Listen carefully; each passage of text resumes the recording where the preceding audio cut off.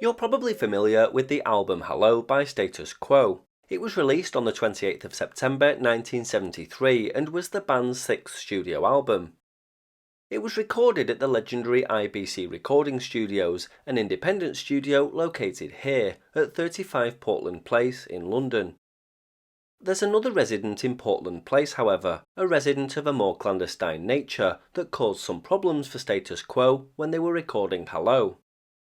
If you look high above the streets of London on rooftops, in stark contrast to the decorative balustrades of elegant Georgian terraces, you can see high-gain log periodics, magnetic loops and fat-cage dipoles.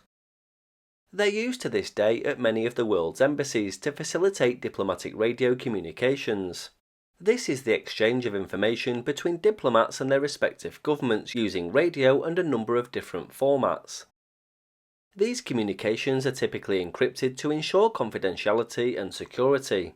Diplomatic radio communications are used for a variety of purposes, including the transmission of messages related to political negotiations, trade agreements, and security issues. They're also used to coordinate the movements of diplomats and other government officials travelling abroad.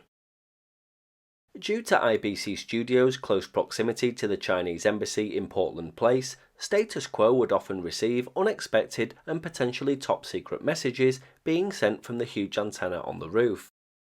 John Coughlin, in an interview just this week, said, and I quote, "An overriding memory of mine is that IBC Studios was next door to the Chinese embassy, and at times we received their Morse code signals through our amplifiers. It's funny now, but we'd have to stop recording, so that was pretty frustrating."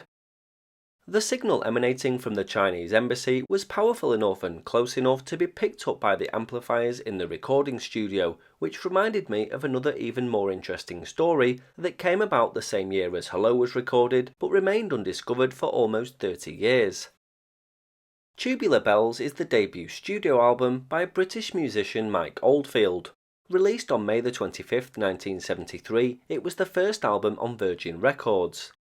The album was recorded at the Manor Studio, which was owned by Richard Branson and used as a recording studio for Virgin Records.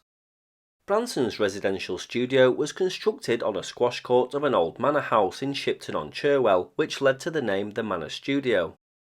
The album initially struggled to sell until it was chosen as the soundtrack for the movie The Exorcist, when it became a massive success, selling millions of copies worldwide. What nobody knew until many years later is that the album was hiding an interesting secret. The studio engineers inadvertently captured a mysterious radio signal from a nearby high-powered radio transmitter, which was eternally embedded within the album. The signal that was recorded into the album due to a lack of adequate RF screening was a Morse code identifier. The transmitter sending the signal would constantly repeat its call sign, Victor Victor Victor, Golf Bravo Romeo in Morse code, an entirely automated process which operated 24/7. In the event that a message needed to be sent on the frequency, the identifier would pause, resuming again after the message concluded. You can't hear the Morse code signal when listening to Tubular Bells, but something in the studio picked it up and it was recorded. The recording made it into the multitrack mix of the record and was stored in there forever like an ethereal entity. The signal came from Rugby Radio Station, a large British government radio transmission facility that in its heyday was home to no less than 57 transmitters.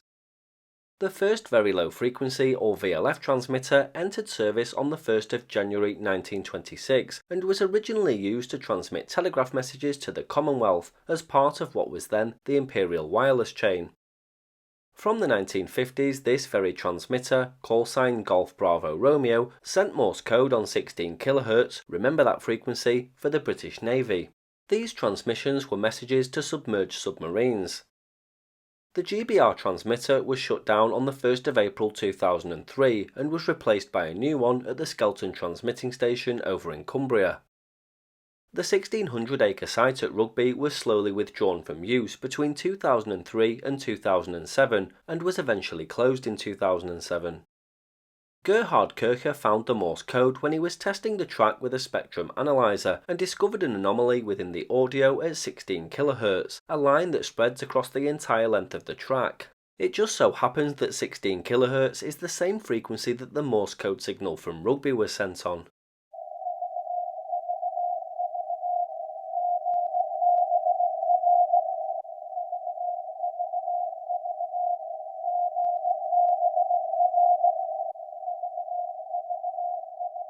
The Morse code identifier that was isolated and decoded after all these years is Victor Victor Victor Golf Bravo Romeo, which confirms beyond all doubt that it came from Rugby.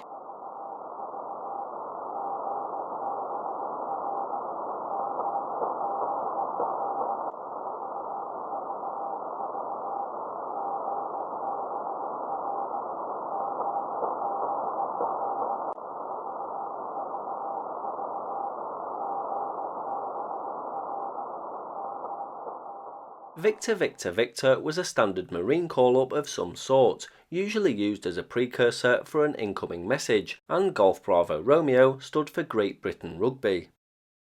Interestingly, on its last day of transmission in 2003, GBR sent the final Morse code message of VVVDE GBR before signing off after 77 years and 3 months of almost continuous operation.